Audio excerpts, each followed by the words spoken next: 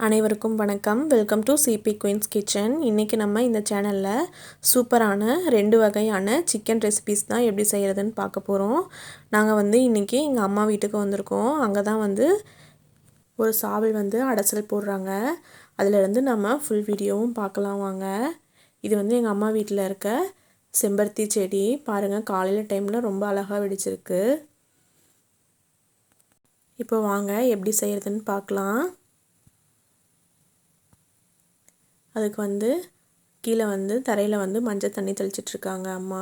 இந்த சாவல் தான் அடைசல் போட போகிறோம், அதனால் மஞ்சள் தண்ணி தெளிச்சிட்ருக்காங்க. தெளிச்சிட்டு இதை க்ளீன் பண்ணிட்டு வரதுக்காக கடைக்கு எடுத்துகிட்டு போயிருக்காங்க. அதுக்குள்ளே நாங்கள் வீட்டில் அதுக்கு தேவையான பொருளெல்லாம் ரெடி பண்ணிகிட்ருக்கோம். அதுக்கு ஒரு கடாயில் கொஞ்சமாக விளக்கெண்ணெய் சேர்த்துட்டு அதில் நான் 1.5 கிலோ சின்ன வெங்காயம் சேர்க்குறேன். சேர்த்துட்டு இந்த மாதிரி நல்லா வணக்கி விடணும். வெங்காயம் நல்லா வணங்கி வரணும். வந்த உடனே இதில் பெரிய தக்காளியாக 2 தக்காளி சேர்த்துக்கிறேன்.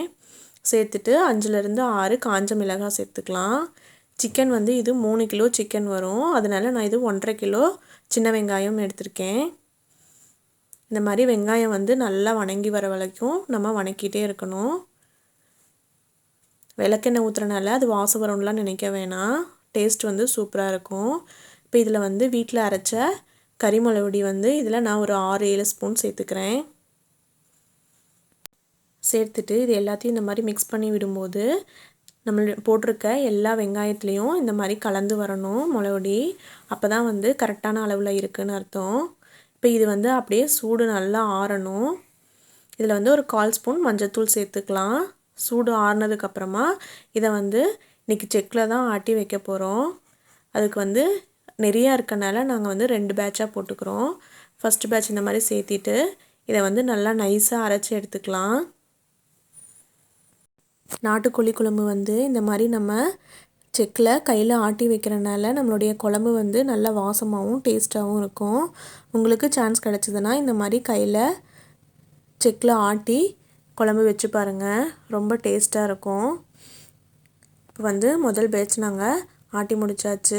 இப்போ இதை எடுத்துகிட்டு அடுத்ததாக செகண்ட் பேட்ச் போட்டிருக்கோம்.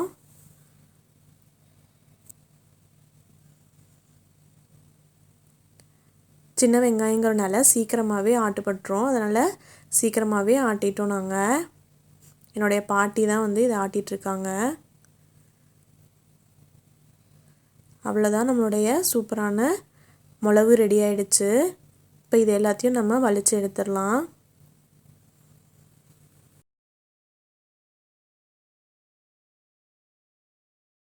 எடுத்துகிட்டு இதை கழுவி இதனுடைய தண்ணி நம்ம வேஸ்ட் பண்ண வேணாம். மிக்சியில் எப்படி நம்ம அதில் இதை தண்ணியை எடுத்துப்போமோ அதே மாதிரியே இதையும் கழுவிட்டு இதனுடைய தண்ணியும் நம்ம எடுத்து வச்சுக்கலாம். அது குழம்புக்குள்ளே ஊற்றும் போது டேஸ்ட்டு சூப்பராக இருக்கும். இப்போ இந்த மரத்துக்கடியில் தான் நாங்கள் இன்றைக்கி வெளியில் வச்சு சமைக்க போகிறோம். இது பெரிய பாத்திரம் வச்சு சமைக்கிறனால அடுப்பும் பெரிய அடுப்பில் வச்சு சிலிண்டர் வெளியில் வச்சு நாங்கள் இன்றைக்கி சமைக்க போகிறோம். பாருங்கள் எவ்வளோ அழகாக வெடிச்சிருக்குன்னு. இது பூக்காக மட்டும் இல்லாமல் நிழலும் ரொம்ப அழகாக கொடுக்குது. நாங்கள் இதில் தான் வச்சு இன்றைக்கி சமைக்க போகிறோம் கீழே. அதுக்கு இந்த மாதிரி பெரிய ஸ்டவ்வில் நாங்கள் ஒரு குண்டா வச்சுட்டோம். அதில் கடலை எண்ணெய் சேர்த்துக்கலாம். சேர்த்துட்டு கடுகு சேர்த்துட்டு கருகாப்பில் போட்டு வெடித்த உடனே நம்ம வெட்டிட்டு வந்த சிக்கன் எல்லாத்தையும் இதில் சேர்த்துடலாம்.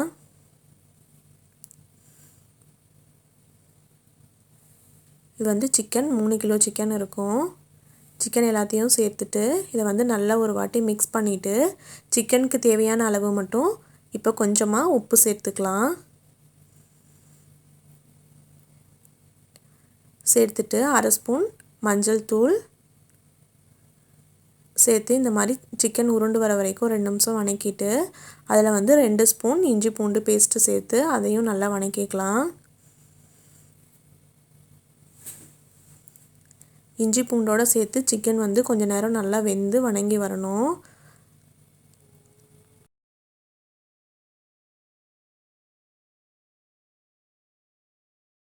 சிக்கன்லேருந்தே தண்ணி விட்டு வரும். நாட்டுக்கோழிங்கிறனால அதிகமாக தண்ணி விடாது, ஓரளவுக்கு தண்ணி விட்டு வரும். இப்போ நம்ம செக்கில் ஆட்டி எடுத்துகிட்டு வந்த மிளகுலேருந்து ஒரு 2 ஸ்பூன் மிளகு மட்டும் நான் தனியாக எடுத்து வச்சுட்டேன். எடுத்து வச்சுட்டு இப்போ நம்ம மிளகு எல்லாத்தையும் இதில் நல்லா கரைச்சிட்டு நம்ம சிக்கனில் சேர்த்துடலாம். இந்த மாதிரி சேர்த்துட்டு தேவையான அளவு தண்ணி சேர்த்துக்கோங்க.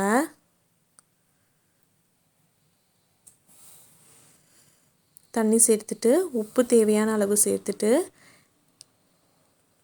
சக்தியில் நாட்டுக்கோழி குழம்பு மசால்னு இருக்குது, அதை வந்து நாங்கள் ஒரு பேக்கெட் சேர்த்துட்டோம். இது போடுறதுனால நம்மளுடைய குழம்பு வந்து நல்லா டேஸ்ட்டாகவும் வாசமாகவும் இருக்கும். அதனால் போட்டுட்டு இந்த மாதிரி நல்லா வதக்கி விட்டுருங்க. நல்லா மிக்ஸ் பண்ணிவிட்டு இதை வந்து இப்படியே ஒரு மூடி போட்டு மூடி வச்சிடலாம். இது அப்படியே கொதிச்சிட்ருக்கட்டும். அதுக்குள்ளே இங்கே உள்ளே வந்து சின்ன வெங்காயம் ஒரு கிலோ எடுத்துருக்கோம். இது வந்து சிந்தாமணி சிக்கன் செய்ய போகிறோம். அதுக்காக 1 கிலோ சிக்கனை வந்து இந்த மாதிரி ரெண்டாக கட் பண்ணி எடுத்துக்கிட்டேன். அதுக்குள்ளே குழம்பு வெளியில் அலாசி விடலான்னு வந்தோம், அடியில் பற்றிடும்னு சொல்லிட்டு. இந்த மாதிரி அடிக்கடி எடுத்து கிளறி விட்டுட்டே இருங்க. சிக்கன் வந்து நல்லா வெந்து வரணும், அது வரைக்கும் இப்படியே கொதிக்கட்டும். மூடி வச்சிடலாம். இப்போ வந்து இதுக்கு வரமிளகாய் வேணும். அந்த வரமிளகாயில் வந்து உள்ளே இருக்க விதை எல்லாத்தையும் எடுத்துட்டு மேலே இருக்க தோல் மட்டும் நம்ம எடுத்துக்கலாம். இப்போ வந்து 1 கிலோ சிக்கன் வந்து இந்த மாதிரி ரெண்டாக கட் பண்ணி வச்சுருக்கேன். அதுக்கப்புறம் ஒரு 50 கிராம் மிளகாய் வத்தலை வந்து உள்ள விதையெல்லாம் எடுத்து வச்சுருக்கேன். இப்போது செய்ய ஆரம்பிச்சிடலாம். அதுக்கு ஒரு கடாயில் நல்லெண்ணெய் சேர்த்துக்கிறேன். ஒரு 4-5 ஸ்பூன் நல்லெண்ணெய் சேர்த்துட்டு அதில் வந்து நம்ம கட் பண்ணி வச்சுருக்க சின்ன வெங்காயத்தை சேர்த்துடலாம்.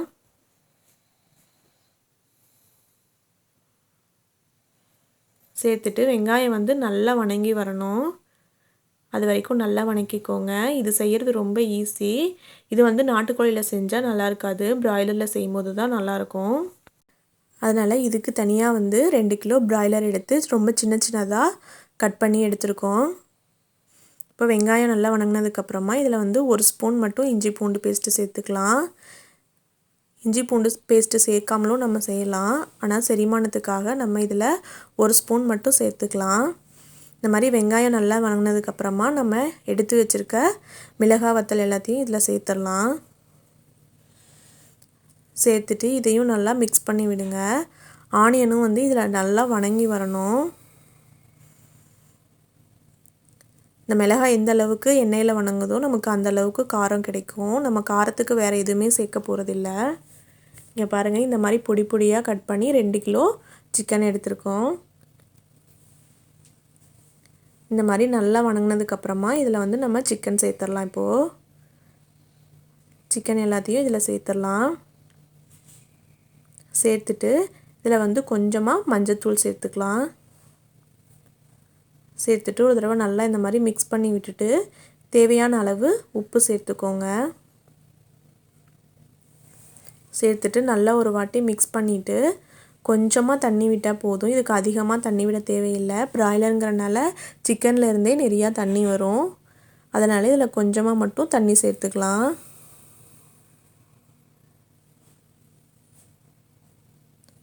சேர்த்துட்டு நல்லா ஒரு வாட்டி மிக்ஸ் பண்ணிவிட்டு இதை அப்படியே மூடி வச்சிடலாம். இது அப்படியே கொஞ்சம் நேரம் வேகட்டும். அதுக்குள்ளே நம்மளுடைய நாட்டுக்கோழி குழம்பு எப்படி இருக்குன்னு பார்ப்போம். பாருங்கள், நல்லா கொதிச்சிட்ருக்கு. சிக்கன் வந்து இன்னும் கொஞ்சம் நேரம் வேகணும், அதனால் ஒரு ரூபா நல்லா மிக்ஸ் பண்ணி விட்டுட்டு மறுபடியும் மூடி வச்சிடலாம். இப்போ இங்கே பாருங்கள், நம்மளுடைய சிந்தாமணி சிக்கன் கிட்டத்தட்ட பாதி அளவு ரெடி ஆகிடுச்சு. அடிக்கடி இந்த மாதிரி ஓப்பன் பண்ணி கிளறி விட்டுட்டே இருங்க, இல்லைன்னா வந்து அடி பிடிச்சிடும். அதனால் அடிக்கடி நம்ம இதை வந்து மிக்ஸ் பண்ணி விட்டுட்டே இருக்கணும். மிக்ஸ் பண்ணிவிட்டு இதை வந்து மறுபடியும் நம்ம மூடி வச்சிடலாம். இது வந்து சீக்கிரமாகவே ரெடி ஆகிடும், பிராய்லருங்கிறனால ஒரு 20 மினிட்ஸ்லேயே இது வந்து வெந்துடும். இங்கே பாருங்கள், சூப்பராக ரெடி ஆகிடுச்சு நம்மளுடைய சிந்தாமணி சிக்கன். இது வந்து நிஜமாகவே சூப்பர் சைடிஷாக இருக்கும் ரைஸ்க்கு சாப்பிடும்போது. இதுக்கு 3 பொருள் மட்டும்தான், கண்டிப்பாக வீட்டில் ட்ரை பண்ணி பாருங்கள். காரத்துக்கு வேறு எதுவுமே இல்லை, வரமிளகாய் மட்டும்தான் இதுக்கு. நம்மளுடைய ஒரு ரெசிபி ரெடி ஆகிடுச்சு. அடுத்து நாட்டுக்கோழி பார்க்கலாம். இப்போ சிக்கன் வந்து வெந்துருச்சு. இப்போ இதை வந்து நம்ம சிக்கன் எல்லாத்தையும் அரைச்சி வேறு ஒரு பாத்திரத்துக்கு மாற்றிடலாம். இதில் வந்து என்னடா தேங்காய் தொட்டி இருக்குதுன்னு நினைக்காதீங்க. சிக்கன் வேகிறதுக்கு ரொம்ப டைம் எடுத்ததுன்னா அதுக்காக நம்ம ஒரு தேங்காய் தொட்டியை நல்லா கழுவிட்டு உள்ளே போட்டோன்னா சிக்கன் வந்து சீக்கிரமாக வெந்துடும். இல்லை குக்கரில் போட்டு விசில் விடணும்னு நினைக்கிறவங்க குக்கரில் போட்டுக்கலாம். ஆனால் இந்த மாதிரி வேக வச்சா தான் டேஸ்ட் வந்து சூப்பராக இருக்கும். இந்த மாதிரி சிக்கன் எல்லாத்தையும் எடுத்துகிட்டு இதை வந்து வறுக்க போகிறோம். அதுக்கு ஒரு கடாயில் 4-5 ஸ்பூன் நல்லெண்ணெய் சேர்த்துக்கோங்க. சேர்த்துட்டு எண்ணெய் சூடானோடனே அதில் 1 ஸ்பூன் கடுகு சேர்த்துக்கோங்க. கடுகு வந்து வெடித்த உடனே இதில் 1 கப்பு சின்ன வெங்காயம், கருவேப்பிலை, ஒரு 4-5 பச்சை மிளகாய் சேர்த்து நல்லா வணக்கிக்கலாம். வெங்காயம் வந்து நல்லா வணங்கி வரணும்.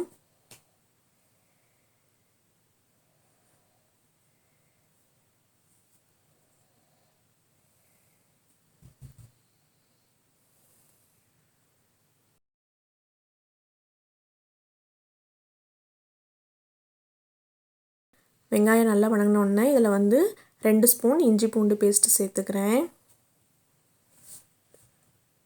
சேர்த்துட்டு அதுவும் நல்லா பச்சை வாசனை போகிற வரைக்கும் நல்லா கலந்துக்கலாம். சிம்மில் வச்சே வணக்கிக்கோங்க. அப்போ தான் வந்து டேஸ்ட்டு சூப்பராக இருக்கும். இஞ்சி பூண்டு பச்சை வாசனை போனோடனே இதில் வந்து தக்காளி சேர்த்துக்கலாம். அதுக்கு வந்து 3 மீடியம் சைஸ் தக்காளியை வந்து இந்த மாதிரி பொடி பொடியாக கட் பண்ணி சேர்த்துருக்கேன். சேர்த்துட்டு தக்காளி நல்லா வணங்கிறதுக்காக கொஞ்சமாக உப்பு சேர்த்துக்கலாம். சேர்த்துட்டு நல்லா மிக்ஸ் பண்ணி விடுங்க. தக்காளி வந்து நல்லா வணங்கி வரணும்.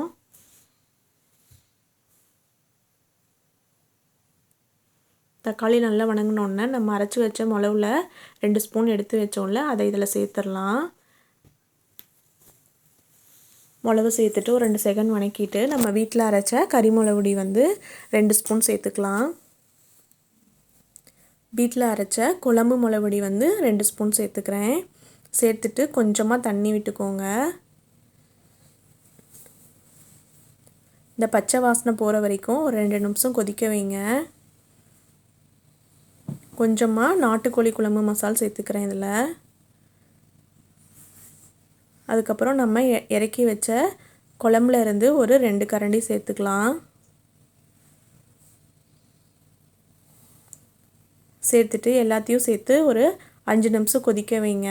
நல்லா கொதிச்சு இங்கே பாருங்கள் கிரேவி மாதிரி வந்ததுக்கப்புறமா இதில் வந்து நம்ம எடுத்து வேக வச்சுருக்க சிக்கன் எல்லாத்தையும் சேர்த்துடலாம். சேர்த்துட்டு இதை நல்லா மிக்ஸ் பண்ணி விட்டுட்டு லாஸ்ட்டாக பெப்பர் போட்டோம்னா நம்மளுடைய சூப்பரான நாட்டுக்கோழி ஃப்ரை ரெடி ஆகிடுச்சு. இப்போ வந்து நாங்கள் எங்கள் வீட்டுக்கு கெஸ்ட் வந்திருக்காங்க. எல்லாத்துக்கும் பரிமாறிட்டு நாங்கள் கடைசியாக சாப்பிட போகிறோம். நீங்களும் இதை வீட்டில் ட்ரை பண்ணி பாருங்கள். உங்களுக்கு பிடிச்சிருந்ததுன்னா சிபி குயின்ஸ் கிச்சனை லைக் பண்ணுங்கள், ஷேர் பண்ணுங்கள், மறக்காமல் சப்ஸ்கிரைப் பண்ணுங்கள். தேங்க்யூ.